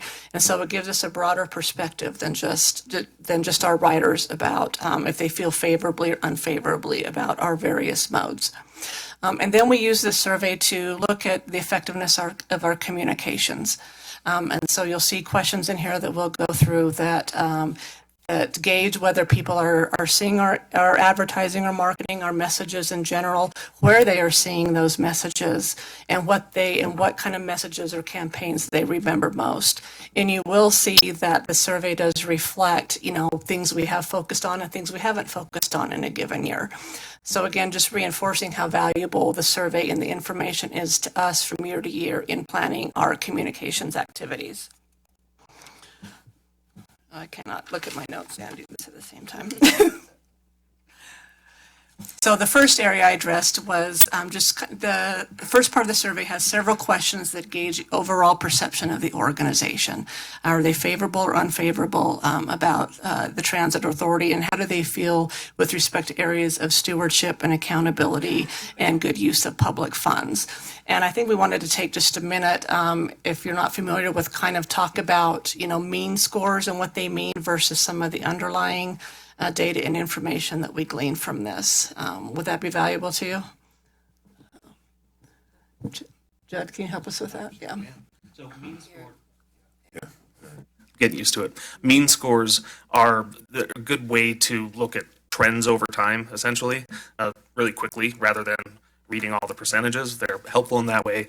And they also, to kind of explain where they're at, 4 is neutral, so you want to be above 4. And then you're in positive territory. And of course, you always trending upward is always great, but minor differences can actually bring it down a little bit. So if you notice that 2018 to 2019, there's a drop 4.81 to 4.8. It's a very minor drop, where the top 2, very favorable and favorable, for example, are both 36%. So there was just a slight shift from 3% going from 7 to 6. Does that help? Any other questions on mean scores? I'll just throw in, it's helpful to me. The mean score helps me look within the percentages to see where the shifts have been. For example, 2015 and 2017, there's a 4.89 and a 4.93. But if you look at the individual percentages, you can see bigger shifts between different groups. I'm also a fan of grouping the favorables and unfavorables to get overall percentages. So if you do that in 2019, for example, 64% of the respondents rated UTA somewhere in the favorable category, and 19% rated them somewhere in the unfavorable category. Just another way to interpret the information. Yeah, so to add to that a little bit, as Judd mentioned, last year we had a 4.81. This year we had a 4.80, which isn't statistically significant. But if you look at the year before, it is a good example of how you can track this with some of the issues. So clearly, last year when we did the survey, it was during the governance and restructuring discussions, and we were focused on that and focused on implementing some of those changes and going forward. And we were reassessing our communications. So I think the things that were happening in the organization can speak to the 4.93 that we had in 2017 and a little bit larger drop in 2018. But we're encouraged by the results this year because we've stemmed that trend from the previous year in 2017. So as we planted seeds in our communications and we focused on implementing the changes and kind of changing kind of our tone in our communication strategies and focusing more on the people that we serve, we're seeing those seeds start to be reflected in this survey. And then just to reiterate what kind of Chad said, if you look deeper into the data between like the 5s, 6s, and 7s and the 1s, 2s, and 3s, that gives you a little bit of a different facet of information than just the total mean score. But overall, we're in positive territory, and we have kind of a good, strong base of public support in the organization, despite all of the change and some of the issues we have faced in the past. Supporting that overall favorability question is we ask a few more just to dig a little bit deeper. So we did ask the question over the past few months, and we just put that 6 months in there to try to kind of narrow their thinking, so kind of take them out of 5 years ago this happened or I heard about this. So we try to focus the respondents a little bit with this question. But the interesting thing between the 2018 and the 2019 survey is we saw a drop in the state about the same responses as far as their opinion about UTA, but those folks appeared to shift to my opinion has improved in the last few months. So again, that's a positive trend, and as Nicole mentioned, it demonstrates the trajectory that we are on. Yeah, I would look, as well as the next one, you see the trajectory is moving in the right direction, and this is when we were really looking at the new kind of communications, the new board coming on, kind of some of the changes in the agency.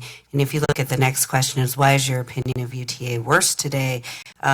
You see a trend in the other direction where, you know, things of the past are going away and they're not thinking of the things that we used to be associated with. So again, our trajectory is changing. There's a huge drop in thinking about executive salaries, scandals, financial management. These are significant drops in what those look like. So again, trajectory, what are our messages? We did the reforms, we've moved past those kinds of things, and now we're going on to a different messaging strategy of not apologizing, moving on, new day, and those kinds of messages. And so this is where we think about, are we on the right, moving forward in the right direction? And I wanted to point out on the why is your opinion of UTA worse today? This is an open-ended question. So these were not things that we prompted the respondents to say yay or nay to. These were things that people were offering up on their own.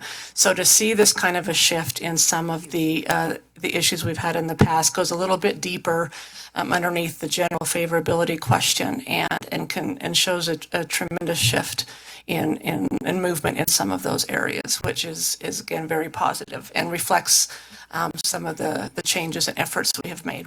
One quick observation here, the sum of the parts of what we've seen so far that we're encouraged by from a communication standpoint is, honestly, I would have expected the drop to be much greater than 0.01. We're still at a 4.8. We still have 64% of the public with a positive image of UTA, and the trend is moving upward towards improved. So even the small things that have been done in the past 6 months are already starting to bear fruit. There's from my point of view, a big opportunity for UTA to humbly communicate that it is on track, moving in the right direction, and doing the things that the public wants it to do. I would love to keep bad publicity at 0. It's a good goal. Yes, and it's good to see the poor use of tax dollars kind of really trended in a great perspective. Yeah, that's a really good result, isn't it? Just to quickly go through some of the other questions in this part of the survey, and kind of getting into perceptions of stewardship and our responsiveness to the community and making good use of public funds. So again, we're on the right trajectory here and on an upward path over the past 2 years after, a previous dip, which we've kind of already talked about could be, tied to things leading up to some of the changes into the organization. But we continue to track these questions. I think as we look forward to some of our communication goals, this year with our focus on people and making UTA more personable, that we will look to maybe add a question or tweak some of those questions to further delve into that data point. I think also to your board presentation today, I think we're going to be looking at how these align and also increase over next year with the public engagement, the local community engagement. These are really going to align greatly in seeing how these scores increase as you all get out there and engage with the public. Yeah. So I think this is a great alignment here. And it does reinforce that we need to continue the efforts that we have begun and kind of stay on the course as these are long-term investments in the services we're bringing to the community and the benefits we're providing to the community, and how we want to continue to demonstrate that we are trying to to improve and best meet their needs. Are there any more questions about this kind of section of the survey? We're going to jump into the services next. Thank you. So kind of the second area that we looked at was the perception of our services, and we do look at the specific modes, the key ones. We don't address every mode just because we're seeking a broader sample size. But we do gauge just overall favorable impression of tracks, bus, and front runner. And again, we are in very positive territory here. We've seen some fluctuations over the years, but again, the upward trend between this year's survey and last is in positive territory. And I didn't put the particular, like the 7s, 6s, and 5s in here, but if we were to delve into that information, and it will be in the final survey report, if you combine the 5s through the 7s, tracks combined is at 77% favorability. And front runner is at 75% when you add up the 5s, 6s, and 7s. The bus is trailing a little bit lower at about 47% in the 5 to 7 range, but the neutral was higher. And so we've got a segment in the middle that we can move and that we can influence going forward. So that's just another example of how you can kind of dive into the specific answers in addition to the mean score to kind of gauge where you're at and where you can improve. But again, this was a general public survey, so these perceptions are from people who may hear about us from their family members who ride, or from their children who ride, or co-workers who ride. And so it does indicate, again, that we have a strong base of public support in the community. They value the services. They want to have pride in their transit system. And if we can continue to demonstrate that we're working to provide them the best possible service, we can continue to improve in those areas.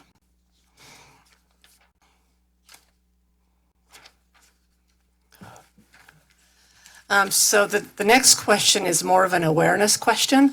As we look at, and this is more tailored to some of the marketing campaigns that we do to promote our services or increase awareness of our services, is a baseline gauge of whether people are aware if they have services near their home or their work.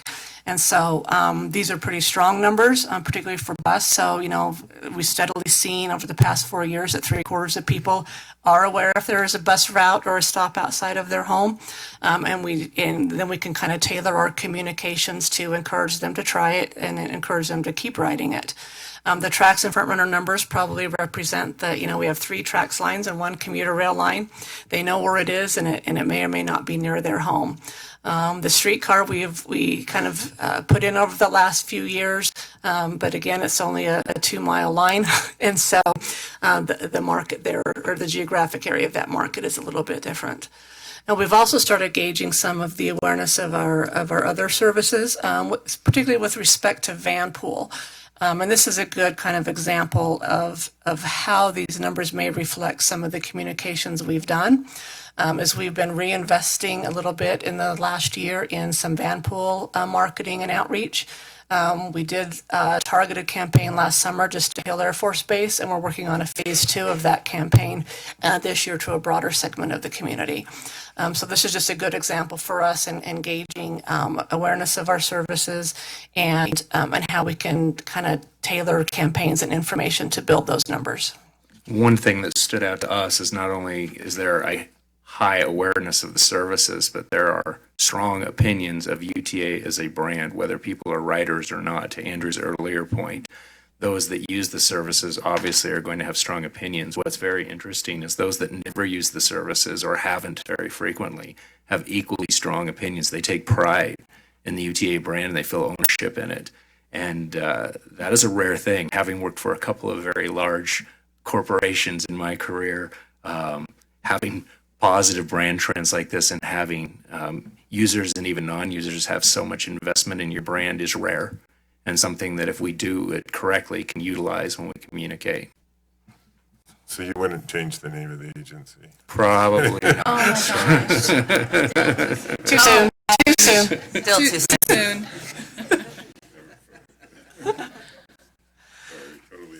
Now, so this is for Trustee Holbrook. He was very patient with us. So we do have a section of the survey. It does try to get very high level. And in the past, we have kind of delved into these areas more with focus groups, and we're going to do that again this year. But just kind of on a high level perception, and again to the general public, not just to our riders, is what are some of the top issues why they don't ride and what might most encourage them to ride, both from a service level and maybe from a messaging and marketing level.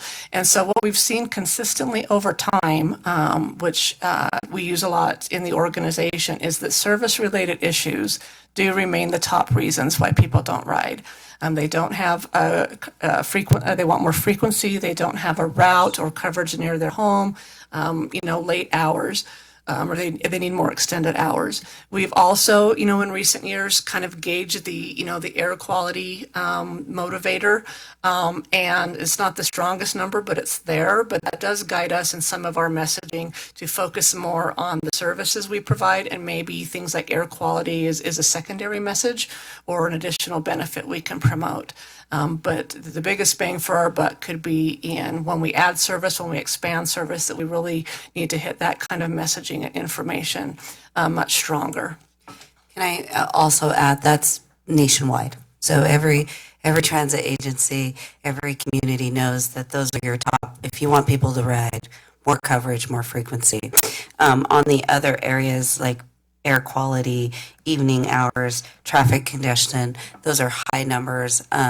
What you can see is there's segments of the population that have more flexibility in order to do that.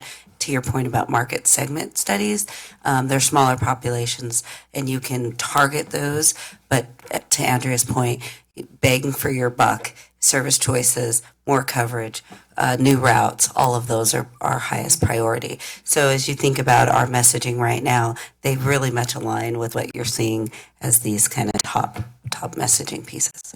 And I think it reinforces that as the agency is focused more on service, especially bus service, that there are a lot of things that are supporting this effort. We did have the UVX grand opening last fall, which is additional bus service. The Service Choices Initiative will give us a lot of opportunity to, to hone in on these top motivators to ride, as well as the changes we're proposing for August Change Day, which we got a considerable amount of public comment on, which is encouraging.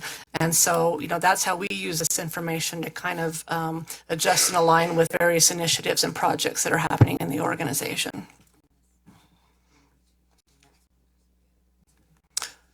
So again, kind of diving a little bit deeper, we do ask, and again, since the survey is the general public, it's valuable information to just ask them what concerns they might have if they do not ride.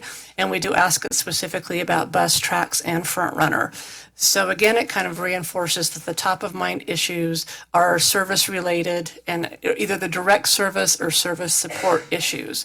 And just to clarify, it is they're open-ended questions again, and I did only list the ones here that had a respondent score of 5% or higher. So there are some others that you'll see in the final report, but I included those were at that level. So again, inconvenient or lack of routes or service near them, service availability or accessibility is the top score in all three areas. Cleanliness we've tracked over years, and just as an anecdotal story, since I've done this for up to 15 years, we have seen in that area. So we've shared this information with the business units and have seen notable changes there, and have seen it reflected in the survey. And then with front runner, again, it was kind of the convenience issue. The fare response did rate a little bit higher here, but still at 12% compared to 69% with having it really accessible or close to them. And then the don't know the routes helps us again with the awareness issue and how we can better educate people on how to ride or how to use the system. So again, we pulled from a lot of areas in this. So Andrew, just really quick. So the people who use it, that is a specific category to the survey respondents that actually use the service, and that's their interpretation. Is that correct? Yes, correct. So it is an open-ended question. So so it just kind of gets to, it's probably kind of related to, the crime and personal safety a little bit, but it is getting to just, the perception if they're safe. We see that on tracks with some of the challenges we've had near the homeless service provider shelters. And so that is what we're hearing from some of those customers.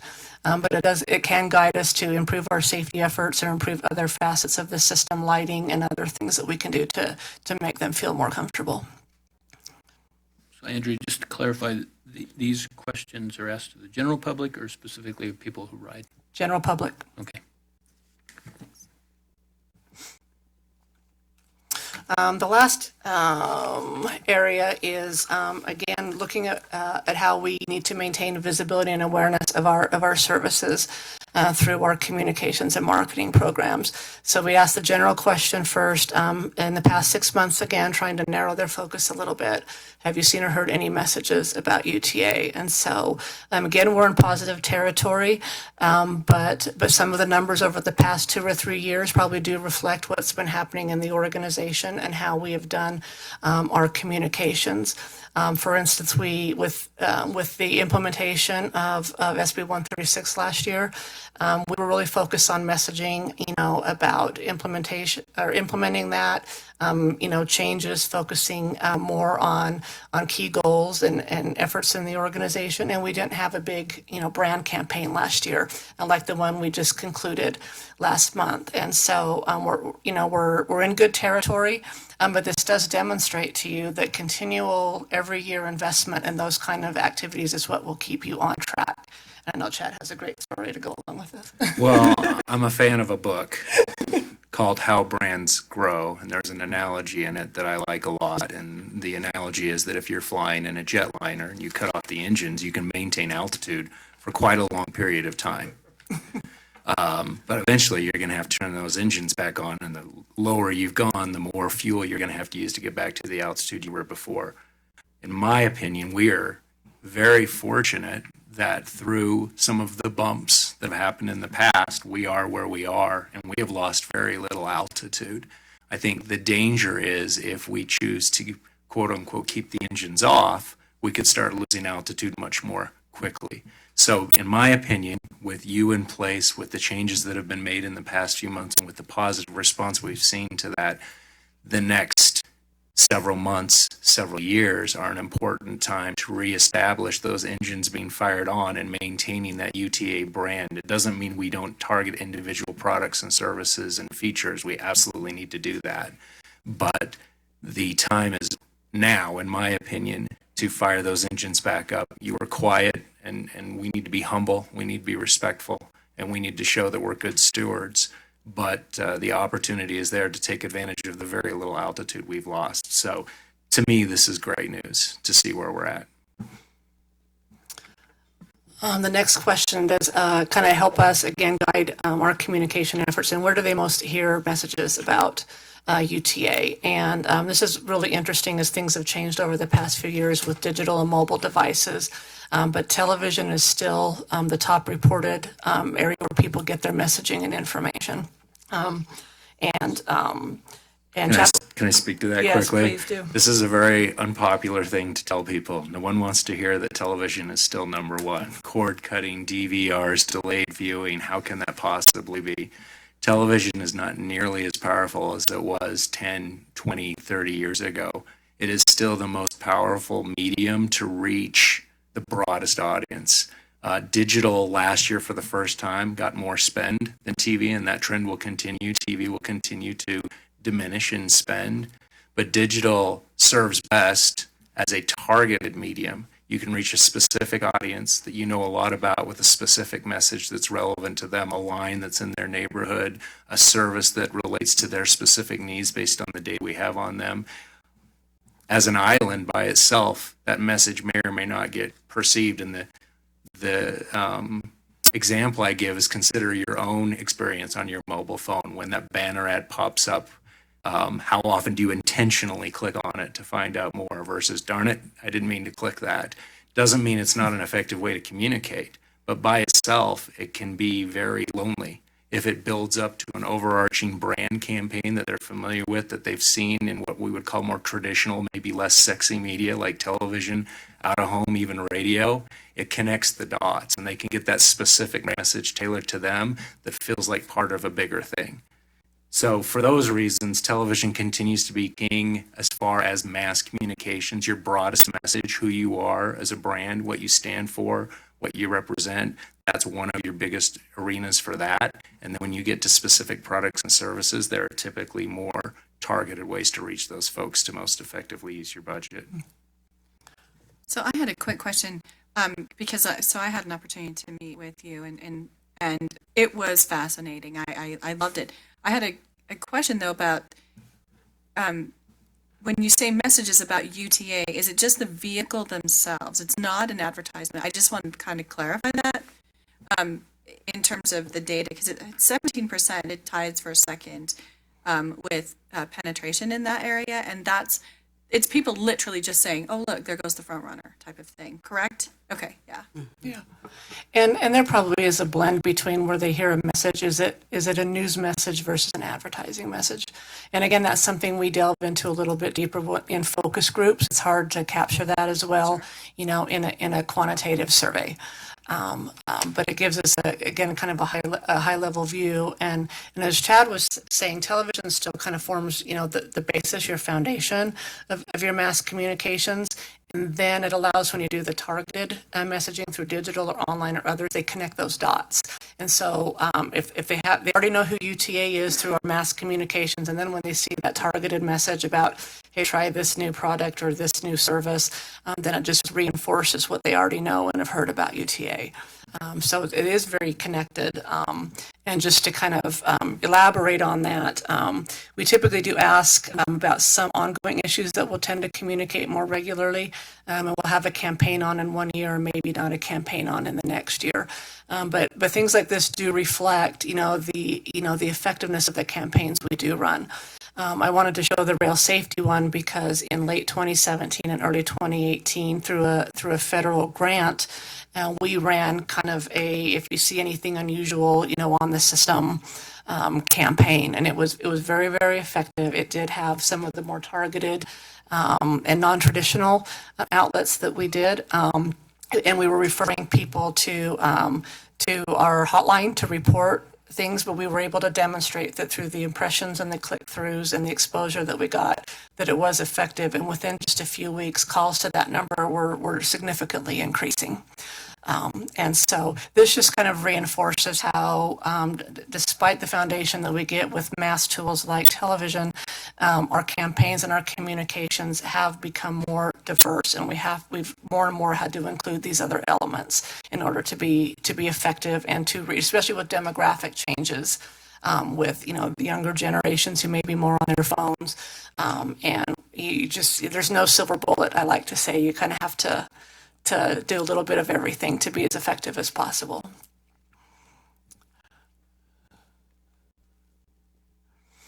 This is just, we're wrapping up now, but in addition to the general public communications, we do try to quiz that if you were to actually ride or try to use the system, where would you go? And this is very valuable to us internally as we look at the communication avenues we do have to our riders, and even to the earlier discussion we had about the website, that you see that, again, there is no silver bullet here. It's something I tell my team a lot, is that, the website may be king, but people are still calling our customer service center for more specific information. They're still looking at the information we have on our platforms or on buses, and they're still looking at printed schedules. And we were having a discussion several years ago about whether to discontinue printing paper schedules. It was kind of as technology was improving. But this information validated to us that, we can't pull the plug on that just so arbitrarily, and people would still rely on that to get information, even though mobile technologies are growing. So this is a really good internal tool for us to make sure we are continuing to pay attention to those communication methods and to continue to invest in those as well. So just that kind of, concludes the report on the survey. We are completing the final report of this, which we will make available. We are planning to do the benchmark survey again later this year, probably not waiting until January of next year. We do prefer to do it in the fall, and in some years we have.